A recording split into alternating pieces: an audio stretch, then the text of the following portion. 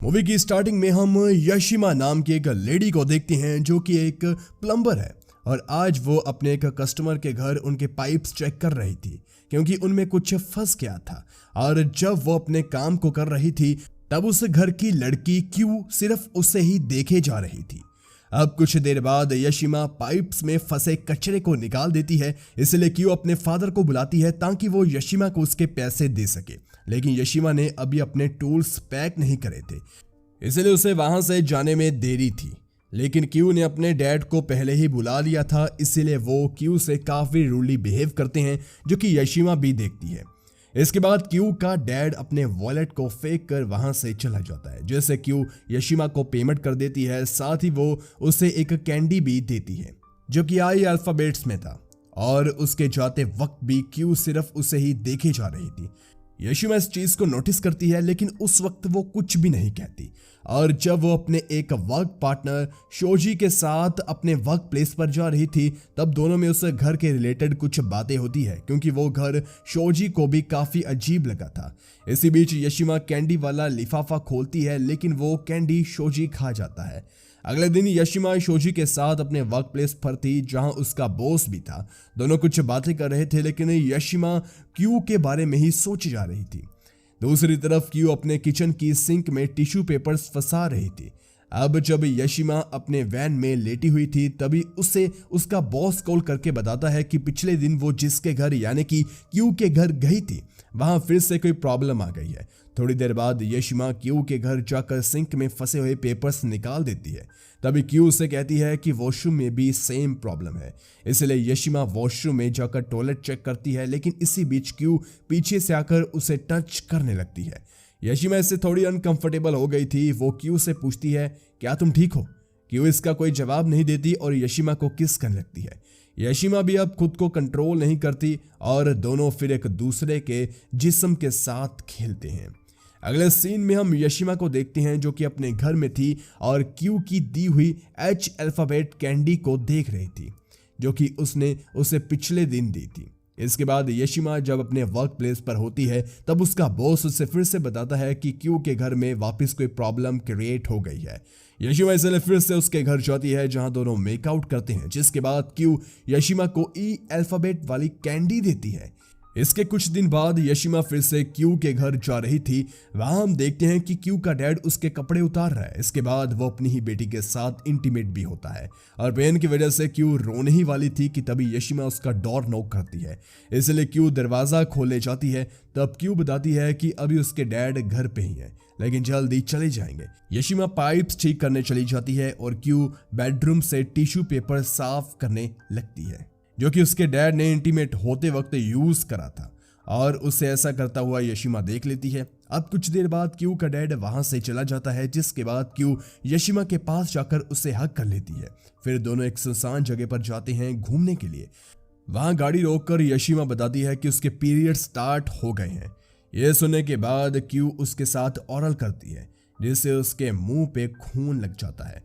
अब ऐसे ही कुछ दिन और दोनों मेकआउट करते हैं, और एक दिन जब यशिमा उसके घर होती है तब वो उसे अपने डैड के बारे में बता देती है कि उसके डैड उसके साथ जबरदस्ती इंटीमेट होते हैं, जिस पर यशिमा कहती है कि क्यू को घर से भाग जाना चाहिए, जिसका जवाब देते हुए क्यू कहती है कि उसका डैड उसे कहीं से भी ढूंढ लेगा।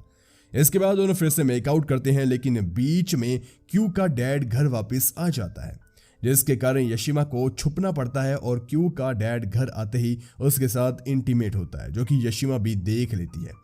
अगले सीन में हम यशिमा और शोजी को वैन में देखते हैं, जो कि अपने वर्क प्लेस पर जा रहे थे। इस दौरान यशिमा क्यू को लेकर थोड़ी सी परेशान थी, जिस पर शोजी पूछता है क्या वो अपने बॉयफ्रेंड के बारे में सोचकर दुखी है, जिसके जवाब में यशिमा कहती है कि उसका कोई बॉयफ्रेंड ही नहीं है। तब शोजी फिर से सवाल करता है, जिसमें वो यशिमा से पूछता है क्या कभी वो किसी के साथ इंटीमेट हुई है, जिस पर यशिमा कहती है उसे यह सब बिल्कुल पसंद नहीं है। एक बार उसने ट्राई करा था, पर उसे लड़कों के साथ करने में मजा ही नहीं आता। अब कुछ देर बाद हम उनके वर्क प्लेस के सीन को देखते हैं, जहां रात हो चुकी थी और यशिमा अपने घर जाने वाली थी। लेकिन तभी शोजी दरवाजे को अंदर से बंद करके यशिमा के साथ जबरदस्ती इंटीमेट होता है। यशिमा उसे रोकने की काफी कोशिश करती है, लेकिन शोजी उसे मारता पीटता है, जिसके कारण यशिमा बेजान हो चुकी थी। अब इस इंसिडेंट से यशिमा काफी ज्यादा टूट चुकी थी और अगले दिन वो काम पे भी नहीं जाती। वो घर में बैठकर क्यू की दी हुई अल्फाबेट वाली कैंडीज निकालती है और उन्हें मिलाने पर हेल्प वर्ड सामने आता है, जिससे यशिमा समझ गई थी कि क्यू को उसकी जरूरत है, यानी कि वो अपने डैड से छुटकारा पाना चाहती है। इसलिए यशिमा वर्क प्लेस पर जाकर अपने वैन को लेती है और सीधा क्यू के ही घर जाती है। डोर नॉक करने पर क्यू बाहर आती है और बताती है कि उसके डैड अभी घर में ही है और वाकई में वो घर में ही नेकड पड़ा हुआ था, जिससे जाहिर था कि वो उस वक्त भी अपनी बेटी के साथ कुछ ना कुछ तो कर ही रहा था। तभी यशिमा क्यू को वहां से अपने साथ चलने के लिए कहती है, लेकिन क्यू नहीं मानती। फिर यशिमा क्यू के बाथरूम में जाकर लीकेज चेक करने लगती है। इसके कुछ देर बाद क्यू बाथरूम में आती है, तब यशिमा उसे अपने पास खींचती है और मेकआउट करने के लिए उसके कपड़े उतारने लगती है। अब क्योंकि क्यू का डैड अभी घर में ही था, इसलिए वो यशिमा को इसके लिए मना करती है, लेकिन यशिमा नहीं मानती। वो उसके कपड़े उतारने में ही लगी रहती है। फिर क्यू शावर खोल देती है, जिससे यशिमा भीग जाती है और वो क्यू को छोड़ देती है, मगर अब क्यू उसके साथ जबरदस्ती करती है, यानी कि वो अब ये सब करना चाह रही थी, लेकिन वो अपने डैड की वजह से रुकी हुई थी। इसी दौरान क्यू का डैड उसे आवाज लगाता है, इसलिए क्यू वहां से चली जाती है। पर इसके कारण अब यशिमा का दिमाग हिल जाता है और वो अपने वैन से एक हथौड़ा ले आती है। फिर हम क्यू को देखते हैं, जिसके साथ उसका बाप इंटीमेट हो रहा था। इसी दरमियान यशिमा हथौड़ा उसके सर पर मारकर उसकी जान ले लेती है। ये सब देखकर क्यू एकदम से बेजान सी हो गई थी, लेकिन इसके बावजूद यशिमा उससे किस करती है।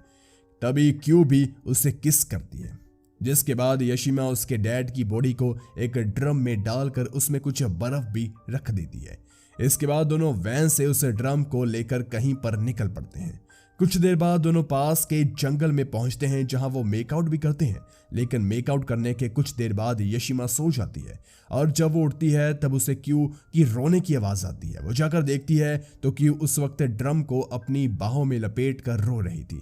यशिमा उसे सॉरी कहती है, साथ ही कहती है कि वो भी अपने डैड से तंग हो रखी थी। फिर यशिमा क्यू को एक थप्पड़ लगा देती है, जिसके जवाब में क्यू भी उसे मारती है, लेकिन थोड़ी देर बाद दोनों एक दूसरे को गले लगाकर सोए हुए थे। अब अगले सीन में जब यशिमा की आंख खुलती है तो क्यू उससे फिर से नजर नहीं आती, इसलिए वो जंगल में उसे ढूंढने लगती है और काफी देर ढूंढने के बाद उसे क्यू मिल जाती है, मगर क्यू ने सुसाइड कर लिया था। जिसके बाद यशिमा उसकी बॉडी को अपने कंधे पर उठाकर वैन के पास लाती है। वो उसे वहां लेटाकर उसके नर्व्स को चेक करती है, मगर वो मर चुकी थी। इसके बाद यशिमा क्यू की शर्ट के बटन्स खोल रही थी, तभी उसकी नजर उसके हाथ पर पड़ जाती है, जिसमें कुछ कैंडी वाले अल्फाबेट्स थे और उन अल्फाबेट को जोड़कर यू वर्ड सामने आता था। अब यशिमा भी अपनी टी शर्ट उतार लेती है और साथ ही वो क्यू के हाथ को अपने हाथ के साथ रस्सी की मदद से बांध लेती है। फिर वो उसी के ब्रेस्ट पर लेट जाती है और इसी के साथ ये मूवी यहीं पर खत्म हो जाती है। गाइस, वीडियो पसंद आई हो तो वीडियो को लाइक करके चैनल को भी जरूर सब्सक्राइब कर लेना और नोटिफिकेशन बेल को बजाना भी मत भूलना। धन्यवाद।